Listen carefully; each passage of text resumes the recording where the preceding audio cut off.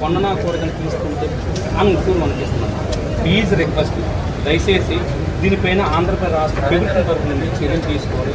మేము అడుగుతుంది censor board ఏం చేస్తాం. ఒక బూత్ పెడితే పదం కట్ చేస్తాం, కానీ ఏదో సినిమాలో ఎక్కడో చూసిన పదం తప్పిపోయామన్నానికే నాకు లేదమ్మా.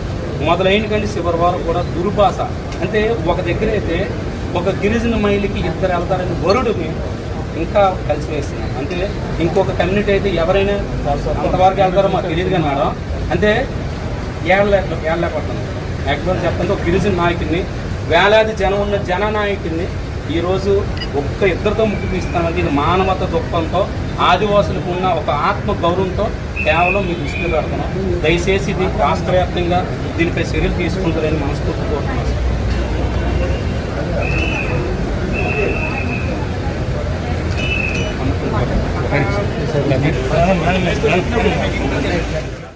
గిరిజన జేఏసీ ఆధ్వర్యంలో జిల్లా కలెక్టర్ గారికి, జిల్లా ఎస్పీ గారికి పెద్ద సినిమాలో ఏదైతే ఆదివాసులు కించపరిచే పదాలు ఉన్నావో 4వ తారీఖున రిలీజ్ అయిన సినిమా ఈ రోజు వరకు తొలగించుకున్న అసహ్యపూరితంగా మాటలు, ఏదో సెన్సార్ బోర్డు వారు చూసిన్నట్టు 1-2 పదాలు కాదు, ఇది ఉద్దేశపూర్వకంగా ఆదివాసులు కించపరిచేలాగా సినిమా మొదలైన దగ్గర నుండి కూడా చివరి వరకు కూడా పదుల సంఖ్యలో కుల అహంకారంతో కులం దూషిస్తూ, యాక్చువల్గా చెప్పండి ఈ పదం మేము వాడలేము. కొండల ఎండి కొడక, కొండనా కొడక, కొండల ఎంజా కొడక, రెండోది కొండ అని చెప్పి పదాలని, ఇవి రాజ్యాంగ పదంలోనే ఈ పదాలు మనం వాడకూడదని చెప్పి భారత రాజ్యాంగంలోనూ అట్రాసిటీ కేసులో కూడా ఈ కొండను వరుడినట్టయితే అట్రాసిటీ కేసు నమోదవుతుంది. అలాంటి వరుణ్ణి ఈ సినిమాలో మొదటి నుండి లాస్ట్ వరకు ఎందుకు పెట్టారనేది మాకు అర్థం కావట్లేదు. మీరు హీరోని కొండోడిని హీరోగా చూపెట్టారా, లేదా కొండోడిని ఈ భారతదేశంలోనే అంటరాని వాళ్ళకి చూపెట్టారా?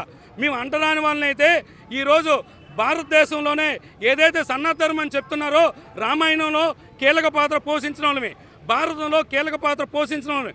ఈరోజు పార్వతీదేవి కూడా ఒక గిరిజన మహిళగా ఈరోజు రామాయణంలో, భారతంలో కాదు చరిత్రలో చెప్తుంది. ప్రతి ఆదివాసి ప్రాంతంలో కూడా గుడి గోపురాలు ఉంటాయి.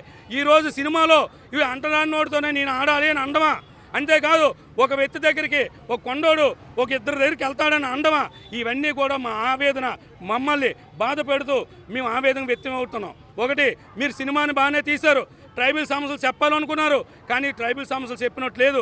ఈరోజు విజయనగరం జిల్లాలో ఉన్న ఆదివాసులందరూ కూడా కాదు, భారతదేశంలో అందరూ కూడా అంటరాని వాళ్ళుగా మీరు చూపెట్టారు. అలాగే ఏదైతే మాకు అట్రాసిటీ కేసుకి ప్రధాన పదం ఓడుతామో ఆ వరుడు ఓడినట్టయితే మాత్రం తక్షణ అట్రాసిటీ కేసు నమోదవుతాయి. అలాంటి వరుణ్ణి మీరు ఊతపదంగా చేశారు. ఈరోజు మీ సినిమా చూస్తుంటే వెనకాతల నుండి యువత వస్తున్నారు, ఒరే కొండనా కొడుకులకు అర్థం కాదనేసి ఆ సినిమా చూస్తూ. అంతేకాదు ఈ రీల్స్ ఏదైతే సోషల్ మీడియాలో రీల్స్ కూడా ఒక హీరో నుండి ఒక హీరోని తిట్టుకున్నాను కూడా కనీసం వాళ్ళు ఓడుకుంటున్నారు ఆ పదవిని. కొండనా కొడుకుల సినిమా కొండ ఏంటిది అంటే సోషల్ మీడియాలోనో కాదు, ఒక భారతదేశంలోనే ఒక ఆదివాసిని మీరు అంటరాని నాకు చూపెట్టారు. కాబట్టి మేము తక్షణమే సెన్సార్ బోర్డుని ప్రశ్నిస్తున్నాం. మీరు ఒక బూత్ మాట ఓడితే సెన్సార్ బోర్డులో కట్ చేస్తారు కదా. ఆదివాసులు పదం ఆడకూడదని తెలుసు, కానీ మొదటి నుండి చివరి వరకు ఆదివాసుల్ని కించపడుతూ పదం ఓడితే మీరు ఏం చేశారు? కాబట్టి సెన్సార్ బోర్డు పైన అట్రాసిటీ కేసు నమోదు చేయాలి, ఈ డైరెక్టర్ మీద నమోదు చేయాలి, ఎవరైతే రాత రాశారో కథ రాశారో అతని మీద నమోదు చేయాలని చెప్పి ఇదే విజయనగరం జిల్లా నుంచి గిరిజన జేఏసీ గిరిజన నాయకులందరూ కూడా డిమాండ్ చేస్తున్నాం. జై ఆదివాసీ, జై హింద్, మీ తుమ్మప్పల ద్వారా.